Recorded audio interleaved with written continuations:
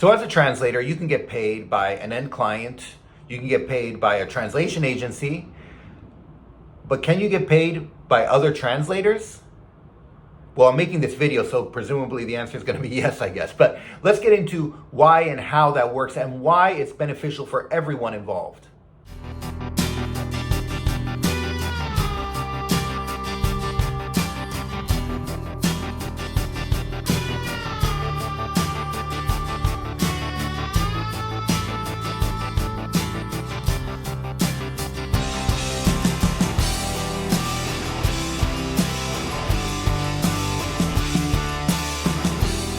So this is something I actually stumbled upon by accident purely. And in fact, it never even clicked until I set up my agency. Now that I have an agency, I do this a lot more because I see it done in the industry. But as translators, I've hardly ever seen it done. And I think it'll be really good for translators to do this because I see a lot of translators who kind of see other translators as a competition, right? If you're an Italian to English translator, you have no problem with like Japanese translators or something like that. But if they're too close to your language combination or your field or something like that, you see them as competition, you get a bit iffy. But these are precisely the people that you should have in your network. So let me explain. I think the best way to explain is to give my personal example and what happened the first time that this happened. And I was contacted by a client who needed a translation, Italian to English, that's my language combination. But it was very technical. It had to do with photovoltaic, like solar power.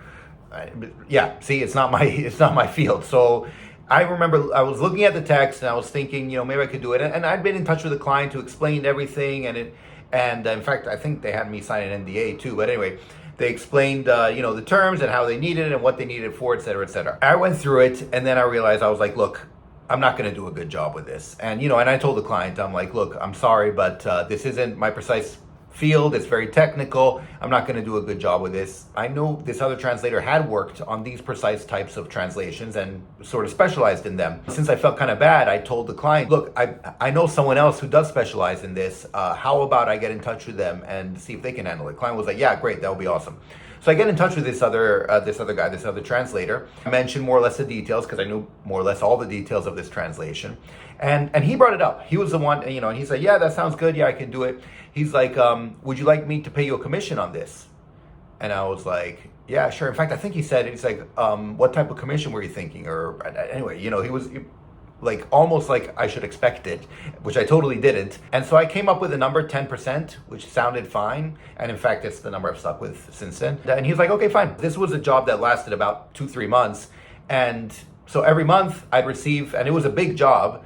And so every month I'd receive money from this translator. It was under 1,000, but it was still money that I hadn't thought about. And every month I was receiving, I was like, oh, wow, cool. Anyway, it didn't click though. And I was like, oh, that was interesting. That was cool. And then I kept working. And years later, more or less the same thing happened. I recommended another translator. And this time I brought up the commission. I was like, by the way, do you offer commission, something like that? And she's like, sure, I guess. What do you have in mind? I went with 10%, and again, it worked out. So this all sounds great, but how do you make this work regularly? And what things do you need to keep in mind? So let's get into it a bit, because since I set up my agency, I do have these ground rules and that I think are very important. First of all, it needs to be someone you can trust. Because if you recommend someone and then they mess up the job, it's your reputation on the line. But more likely what will happen is that the client will disappear or something like that. Because usually, at least for me, the translators that I work with, that I know, that I've dealt with, they're good translators and I know they're good. And they also know what to look for and stuff like that.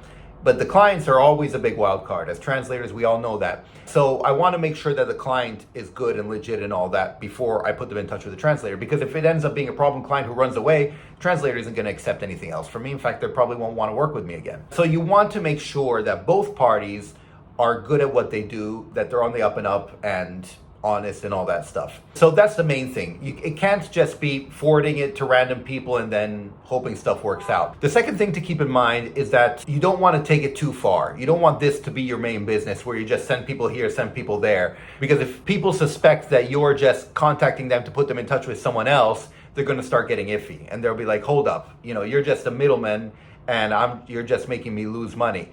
And so that can't be your main business. If someone contacts you, You need to see, oh, can I handle this? Is this something I can handle? And look into it and all that. And then if you can't, feel free to send them somewhere else and see if that works out. So when it works out for all parties involved. Like I said, the person who needs the translation gets a good translator who can get it done. The translator gets work they otherwise wouldn't have, and so that's good, and you get your commission. A couple other things to keep in mind though is the commission should be just on that one job that you refer. If later on that same client contacts them 6 months down the line for another job, you don't get any commission on that. They're contacting them at that point because they're happy with what the work they did and with their quality and et cetera, and so they earned that. That's not you. You're there for the initial introduction, and that's what you get your commission for. That's how you can get paid by other translators if you have a good network of good translators. And so I think it really is good to set up that network, to be in touch with other translators